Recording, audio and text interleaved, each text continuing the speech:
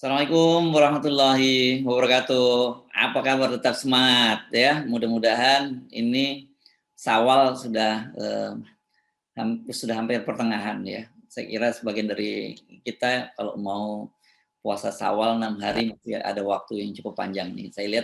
Kalau saya lihat wajahnya Bang Said ini segar sekali sehabis Ramadan. Ini tanda-tanda orang dapat Lailatul Qadar ya. Insya Allah ya. Insya Allah. Amin, amin. Ya. Saya pikir saya penganut puasa Syawal tuh sekaligus 6 hari. Oh, gitu ya. Ya.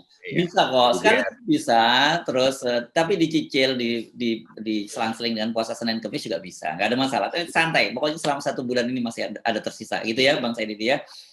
Oke. Kita bicara yang lain ini. Ini saya lihat saya nih sebagai orang awam melihat ini ada langkah yang positif yang dilakukan oleh direksi Pertamina. Katanya dia memangkas 127 anak perusahaan itu jadi hanya tinggal 12. Wah, ini benar-benar revolusioner kalau terjadi ya. Saya kira kalau 127 ini bukan hanya anak perusahaan tapi ada cucu perusahaan ya, Bang Said ya. Gimana tuh? Saya harus memberikan apresiasi untuk melakukan restrukturisasi di atas kertas, sampai di atas kertas. Itu saya berikan apresiasi.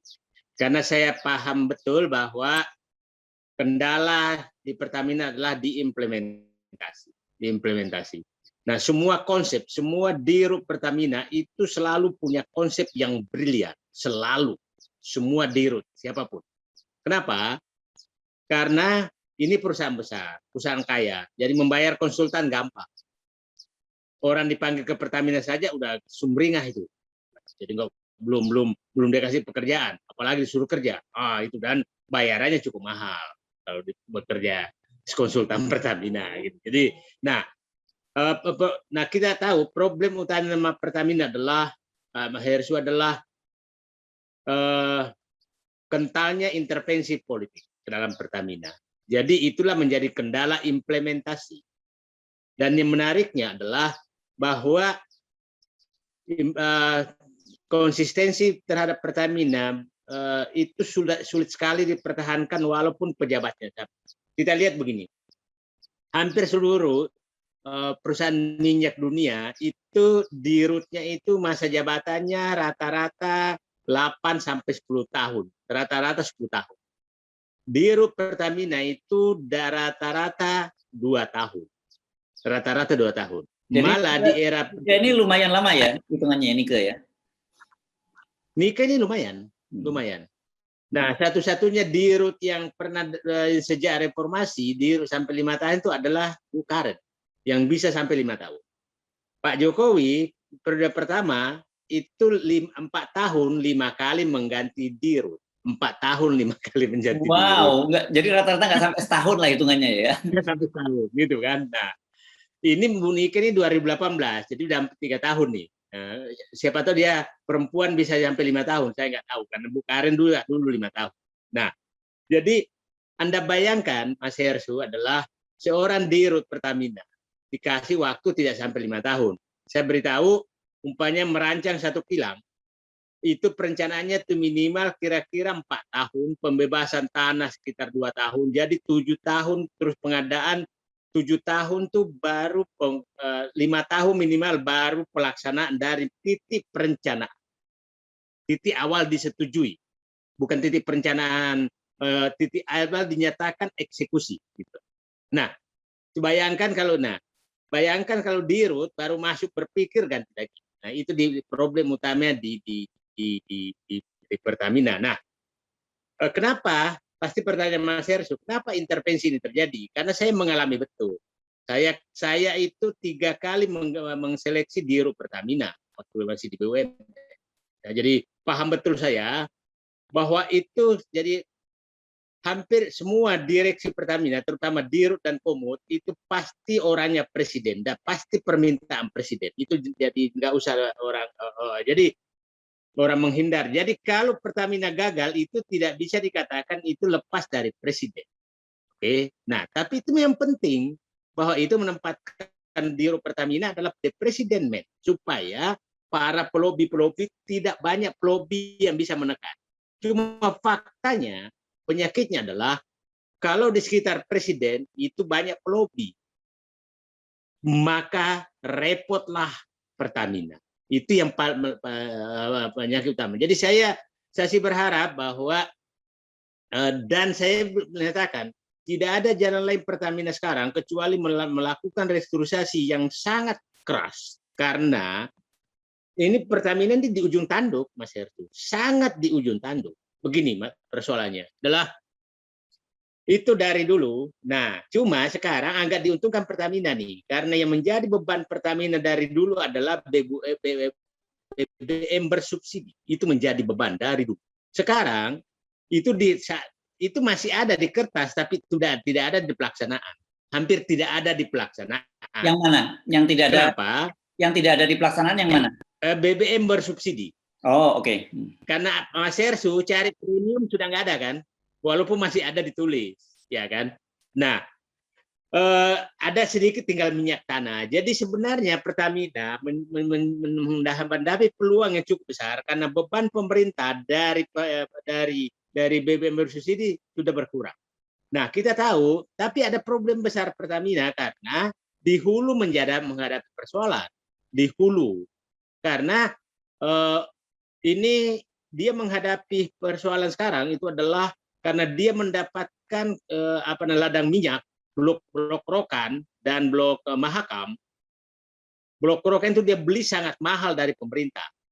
Nah, untuk ada blok Madura, blok West Java itu cukup besar. Jadi, nah, terus ini ada blok-blok di sekitar Jawa itu cukup besar ininya. Jadi, nah, sekarang jadi Pertamina sekarang itu agak bagus. Jadi Pertamina sekarang tuh Mas Hersu, kalau harga minyak naik, maka untungnya pasti naik. Beda dulu. Dulu kalau harga minyak naik, pasti Pertamina rugi karena BBM subsidi. Nah, ini sekarang, nah, jadi kondisi Pertamina sekarang itu sangat bagus, sangat bagus. Nah, saya sih berharap, Mas Hersu, adalah tadi kan dikatakan dari 127 anak perusahaan menjadi 17 gitu kan. 12 ya? Nah, 17 kayaknya, 17 menjadi 17. Nah, tapi tidak terlalu masalah karena kadang-kadang juga Pertamina tuh perlu membantu anak perusahaan itu dalam rangka mengisolasi risiko. Jadi itu juga tidak jangan menyatakan bahwa perusahaan yang tidak punya anak perusahaan itu bagus. Saya kayak contoh begini, Mas. Perusahaan sawit Sinarmas itu jutaan hektar. Tapi Anda tidak pernah tahu bahwa kebunnya itu adalah kebunnya Sinarmas. Anda nggak pernah tahu. Karena itu dijadikan cucu perusahaan. Sehingga kalau terjadi masalah di situ, maka hanya terbatas di situ, tidak menyentuh ke induk. Malah itu mereka itu hanya per kecamatan. Itu ribuan mungkin anak perusahaannya. Sehingga kalau ada masalah, hanya berhadapan dengan camat. Itu namanya mengisolasi risiko. Nah, kalau nah begitu juga di perusahaan mana. Jadi tidak ada indikasi menyatakan bahwa Temasek itu ratusan dan bahkan ribuan anak perusahaannya. Petronas juga banyak anak perusahaan. Jadi bukan itu masalah. Masalahnya adalah apakah anak perusahaan ini betul-betul menjadi pilar pertumbuhan induk. Saya sih menyatakan bahwa kalau lihat Pertamina, maka mungkin dia sering mensilakan adalah subholding kan di bawah. Subholding. Nah, subholding ini pasti saya yakin adalah subholding di hulu, itu ada untuk menguasai ladang minyak dan gas, kemudian subholding di pengolahan untuk memproduksi minyak dan gas, subholding pengolahan tentu termasuk kilang BBM, kemudian produksi LPG, kemudian BBG dan lain-lain, kemudian itu namanya subholding pengolahan, kemudian subholding untuk transportasi, karena butuh sekali, Indonesia butuh sekali, subholding transportasi dan distribusi, itu saya pikir termasuk logistik dalamnya. Nah, yang paling penting adalah harus ada betul-betul unit Pertamina itu yang mengatur perdagangan minyak Pertamina. Jangan sampai muncul lagi Petral, kayak dulu Petral gitu kan. Dan yang terakhir menurut saya adalah subholding untuk mengatur keuangan, karena subholding untuk mengatur keuangan, karena keuangan, nah ini mungkin nggak subholding tapi dipegang betul oleh holding keuangan. Keuangan ini Pertamina, Mas Heru sudah harus tahu, kita harus tahu bahwa uang yang berputar di Pertamina itu kira-kira sekarang tuh mungkin 3-4 triliun per hari. Itu di Pertamina, 3-4 triliun per hari. itu besar sekali. Itu saya pikir ini saya Mas Hersu, tapi saya belum yakin. Jadi apa yang dipresentasikan Dirut Pertamina di DPR kemarin itu adalah langkah bagus di atas kertas, masih di atas kertas. Ya, oke. Nanti artinya memang kalau bagus dan kemudian kalau kemudian direalisasi itu akan baru menjadi bagus gitu ya, Bang Said itu ya. Kita amati saja dulu ya. Nah tadi saya tertarik soal statistik Anda berkaitan dengan usia rata-rata masa jabatan gitu. Dan kemudian yang disebut karena sekarang ada perempuan bukan all president men dong, jadinya all president people gitu ya. Cocoknya kan gitu ya. Ini berarti kan di situ kalau dibandingkan dengan pada Orde Baru atau presiden-presiden sebelumnya bagaimana itu pada masa reformasi ini, Bang Said itu? Hampir sama juga. Hampir sama. Jadi kalau Pak saya di dalam itu dulu itu rata-rata 2,5 tahun. Oke. Tapi kan saya masih di dalam, Karen itu terjadi 5 tahun. Ya, itu ya. Karen itu 5 tahun. Tapi jangan Pak SBY ya. Sebelumnya tuh hampir. Kecuali Orde Baru pernah lama. Orde Baru tuh pernah. Oke. Nah, jadi kalau all president people, ya kita tidak bisa menutup mata orang seperti Ahok itu jelas ditempatkan itu karena keinginan Pak Jokowi ya, bukan karena hal-hal yang lain ya. Itu saya jamin pasti keinginan Jokowi. Pasti, nggak mungkin kan. Oke. Cuma menteri harus masang badan. Oh. Iya. Okay. Jadi kalau kita mendengarkan pejabat publik ya paham ya ketawa aja, lagi masang badan itu biasa. Oke. Nah, jadi ini yang perlu publik pahami gitu ya. Ini karena posisi yang sangat strategis. Berkaitan posisi sangat strategis itu pemahamannya apakah itu sangat strategis untuk negara atau itu sangat strategis untuk kepentingan politik di dalamnya, Bang Said itu? Pengalaman saya tidak pernah lepas dari kepentingan politik dan bisnis. Pengalaman saya. Saya dulu dibully, mulai kan saya mempersoalkan Petral tahun 2006. Bahwa Petral itu bagaikan kolam oli berisi belut berbisa. Itu perumpamaan saya, 2006. Saat itu saya dapat tekanan agar berhenti. Jadi itu saya pikir orang paham semua, karena begini Mas Hersu, kita menghitung saja begini. Kita memproduksi minyak konsumsi kalau normal itu 1,6 juta barel per hari. Per hari loh, 1,6 juta barel per hari. Mas Hersu bisa bayangkan kalau harga minyak sekarang berarti harga BBM itu sekitar $100 per barel sekarang. Kalau 1,6 juta barel berarti sekitar 1,6 juta kali 100 berarti $160 juta per hari. 160 juta dolar per hari. Itu hanya untuk konsumsi. Belum kita akan memproduksi sekitar 800.000 barel per hari juga. Kali $70. Jadi Anda bayangkan kira-kira $200 juta per hari Pertamina itu. Minyak saja, belum gas. Nah, itu betapa menariknya berbisnis di Pertamina. Dan sekali Anda menang, maka Anda akan menguasai keseluruhan. Jadi itu ini sekali penting sekali bagi politik. Itu hitungan ekonominya. Sehingga kan tadi Anda menyebut bahwa ini ada kepentingan politik, ada kepentingan bisnis. Harusnya kalau dengan situasi sekarang di mana tidak ada subsidi ini, kan Pertamina tidak akan pernah merugi dong. Dan situasi ini seperti orang dagang biasa saja, beli berapa dan dia jual berapa, marginnya udah jelas. Harusnya begitu kan? Harusnya demikian. Jadi kan kayak gini Mas, saya kan agak paham angkanya.